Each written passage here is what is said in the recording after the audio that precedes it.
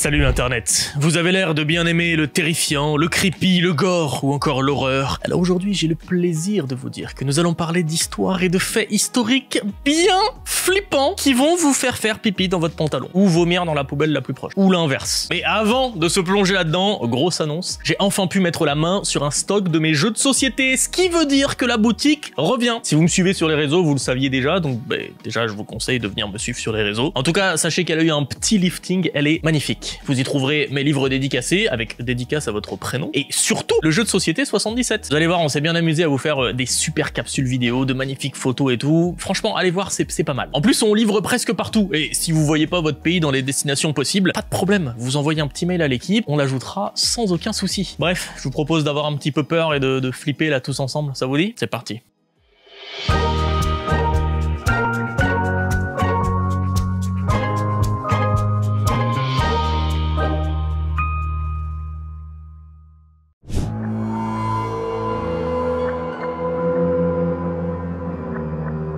La secte du Temple du Peuple. Avouez que ça sonne quand même pas mal pour une première histoire horrifique. Elle a été fondée en 1955 par le pasteur Jim Jones. D'abord installé en Indiana, il déménage en Californie avec 140 adeptes où il fait grandir sa secte de façon exponentielle. Il se fait appeler Dad, prélève tous les biens et les salaires de ses disciples pour la secte. Et évidemment, je parle même pas de tout ce qui est abus physique ou psychologique. Le mec est un petit peu taré. En 1977, la secte subit un contrôle fiscal aux États-Unis. Donc Jones décide de prendre ses clics et ses claques et avec 1000 disciples, il part s'installer à Johnstown, un terrain qu'il a acheté au Guyana, en Amérique du Sud. L'espace n'est pas vraiment aménagé pour autant de monde, les abus continuent et deviennent même pires. En novembre 1978, Leo Ryan, le représentant de la Californie au Congrès des États-Unis, s'y rend avec une délégation pour enquêter. 16 personnes faisant partie de la secte demandent à être rapatriées aux États-Unis, mais lorsqu'ils vont pour embarquer dans les avions, l'un d'entre eux sort une arme, d'autres fidèles surgissent de la jungle environnante et s'attirent dans tous les sens.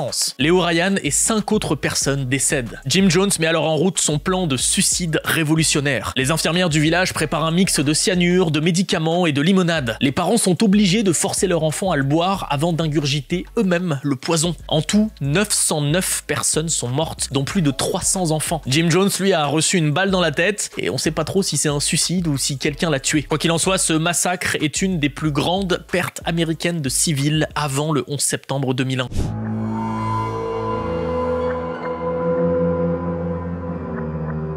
Nous sommes au début du XXe siècle, à Pikeville, dans le Kentucky. Prenons une carte, je vais vous emmener à un endroit très particulier de cette ville. Quand vous partez de la mairie, vous descendez Main Street, vous tournez à droite sur Pike Street, vous chopez Humbley Boulevard, puis au niveau du Hardee's, là, vous tournez à gauche sur Sun Street, première à gauche, première à droite, et bienvenue à l'endroit le plus creepy de la ville, le cimetière, où vous trouverez la statue en marbre de Octavia Hatcher. Elle et son mari James ont eu un bébé en 1891, prénommé Jacob. Malheureusement, celui-ci ne survit que quelques jours. La perte de son enfant plonge Octavia dans une profonde dépression, si terrible qu'elle tombe dans le coma et est déclarée morte le 2 mai de la même année. Elle est enterrée sans être embaumée à cause des fortes chaleurs de ce printemps-là. Quelques jours plus tard, d'autres personnes présentent les mêmes symptômes en ville, de type coma, mais finissent, elles, par se réveiller. La panique s'empare de James, on le comprend, qui demande à ce que sa femme soit immédiatement exhumée. Et là, c'est l'horreur. Le cercueil s'ouvre sur le cadavre d'Octavia, le visage déformé par la peur,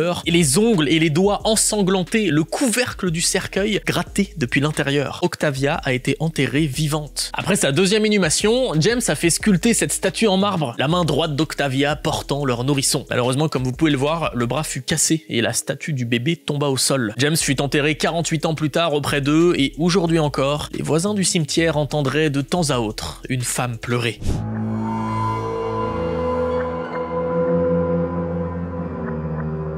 Vous savez quoi? Allons dans un pays où on va finalement rarement sur cette chaîne, et c'est bien dommage, Madagascar. Au début du 19e siècle, c'est Ranavalona Ier qui règne sur le royaume de Madagascar. Elle est la 3e souveraine du royaume, après la mort de son époux Radama Ier, et elle est très connue pour sa dureté. Une main de fer dans un gant de fer. Elle étend le territoire de son royaume petit à petit, passant de ça à ça en 12 ans. Elle maintient sa domination sur son peuple en utilisant une façon ancestrale pour juger les gens, l'épreuve de la Tenjena. C'est un jugement particulier particulièrement sadique. Ça me rappelle d'ailleurs un peu comment on jugeait les sorcières au Moyen-Âge, avec notamment l'ordalie par l'eau froide. La suspecte de sorcellerie était jetée dans une rivière. Si elle coulait, elle était innocente, mais morte du coup. Si elle flottait, elle était coupable, donc future morte. Bon l'épreuve de la Tenjena, c'était un concept assez similaire, sans la mort comme fin obligatoire. Du poison était extrait des graines du faux manguier, un tout petit arbre qui peut faire quand même jusqu'à 8 mètres de haut et dont les fruits ressemblent à des mangues, d'où son nom français, le faux manguier. Le poison extrait des graines était ingéré par l'accusé avec 3 morceaux de peau de poulet. Si la personne vomissait les 3 morceaux, elle était déclarée innocente. Si la personne mourait ou ne vomissait pas, elle était déclarée coupable et tuée au besoin. Bon, par contre, je sais pas ce qui se passait si elle ne vomissait que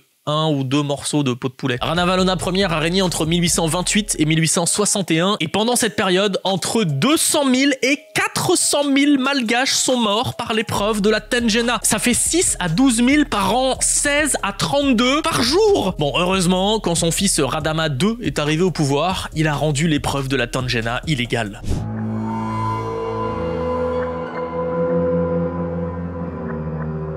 Le 7 décembre 1941, les forces aériennes japonaises attaquent Pearl Harbor. Le cuirassé USS West Virginia y stationne et se prend 7 torpilles et 2 bombes. Malgré plusieurs tentatives pour le sauver, il coule à moitié, rendant la coque complètement inondée. L'attaque passe, les secours arrivent, c'est la folie, puis le calme. Et soudain, les soldats entendent des bruits métalliques. Ça vient du plus profond de la proue du navire, sous l'eau, bien trop loin pour y aller et enquêter. Enfin, enquêter, tout le monde a très bien compris qu'il s'agit du bruit de désespoir d'un survivant enfermé qu'il est impossible d'aller récupérer. Les soldats commencent même à refuser de faire des rondes près du bateau la nuit car c'est le moment où les coups s'entendent le plus, le moment où il n'y a plus aucun doute. Quelqu'un est coincé dans le bateau et il restera car il n'y a aucun moyen d'aller le sauver. Vers Noël, les bruits s'arrêtent. Environ 6 mois plus tard, le cuirassé est pompé de son eau et renfloué. Dans la réserve A111 sont retrouvés 3 corps, ceux de Ronald Endicott, Buddy Costin et Cliff Olds. Le sol est jonché de piles usées, de lampes de poche, la nourriture a été mangée, l'eau potable bue, et sur un calendrier au mur, une croix dans chaque case du 7 décembre au 23. La réserve A111 était hermétique, mais l'oxygène a fini par manquer et les 3 hommes ont suffoqué. Ils avaient 18, 20 et 21 ans.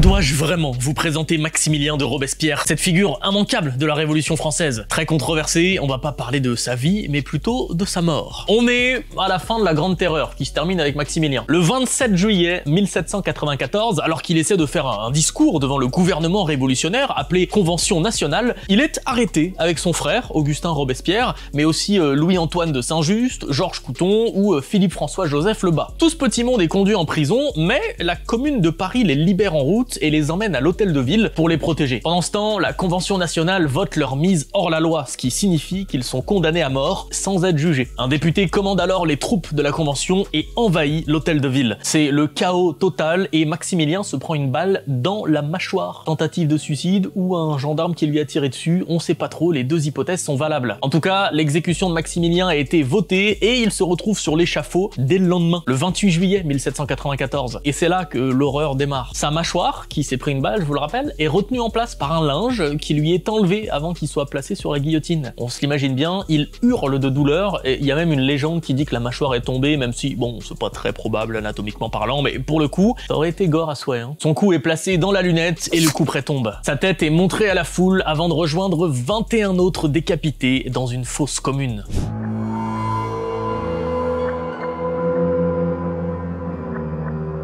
Ce fait divers du début du siècle fait froid dans le dos. Petit travail d'imagination, mettez-vous dans la peau d'un agriculteur allemand en 1922. Vous vivez tranquillement avec votre épouse, votre fille veuve, ses 2 enfants et une domestique. Vous vous baladez sur votre terrain quand tout à coup vous remarquez des traces de pas dans la neige qui vont vers votre maison. Problème, aucune trace de pas dans l'autre sens.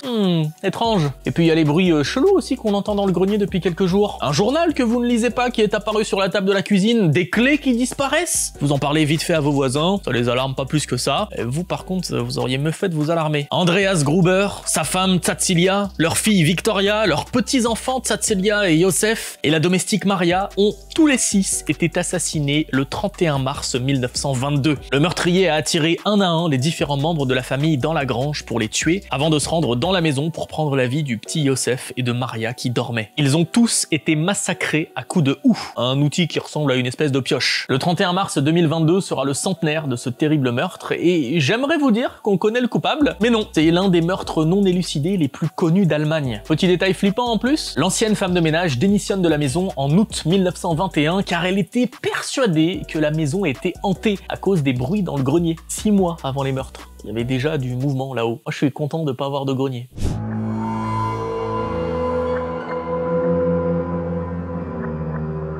Ok, je voulais finir avec celui-là parce que c'est clairement le plus horrible de tous. Quand j'appelle une vidéo cette histoire atroce mais bien réelle, j'y vais pas de main morte. Voici Emin Pacha, un naturaliste et explorateur prusse et ottoman. Il se retrouve coincé en Afrique dans les années 1880 suite à quelques révoltes. L'expédition de secours à Emin Pacha part alors en 1886 dans l'optique de le sauver. Dirigée par notre cher Henry Morton Stanley dont on a déjà parlé, l'expédition part de Zanzibar, contourne toute l'Afrique et remonte le fleuve Congo depuis son embouchure, avec pour but d'arriver au lac Albert en moins de 6 mois et ainsi de sauver Emin Pacha. Bon, ça a pris 3 ans. Mais nous, c'est pas vraiment l'expédition qui nous intéresse, c'est plutôt un de ses membres, James Jameson, un héritier d'une grande famille de producteurs de whisky. Il faut savoir qu'à un moment, vers la ville aujourd'hui appelée Mankanza, l'expédition se divise en deux et James Jameson se retrouve dans la colonne de queue et se rend ainsi à Riba Riba, aujourd'hui connu sous le nom de Lokandu. À l'époque, le coin est très célèbre pour ses peuples cannibales et le mec se dit, tiens donc,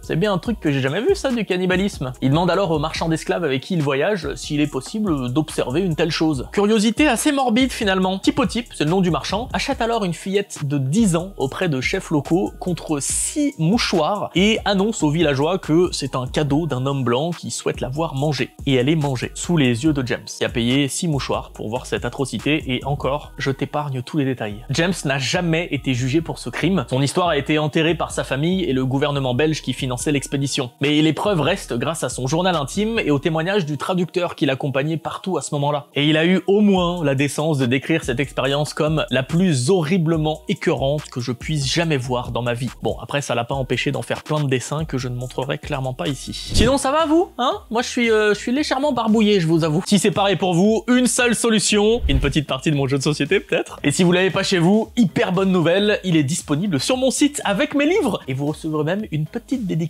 à votre prénom si vous le désirez. Quoi qu'il en soit, j'ai vachement aimé vous parler d'histoires bien glauques et flippantes comme ça. Dites-moi en commentaire si on se refait ça un petit peu plus souvent parce que oui, il y en a beaucoup d'autres. Et abonnez-vous évidemment, il y a une vidéo que vous me réclamez depuis qu'elle a disparu de la chaîne qui ressort la semaine prochaine, samedi 17h17. Salut Internet!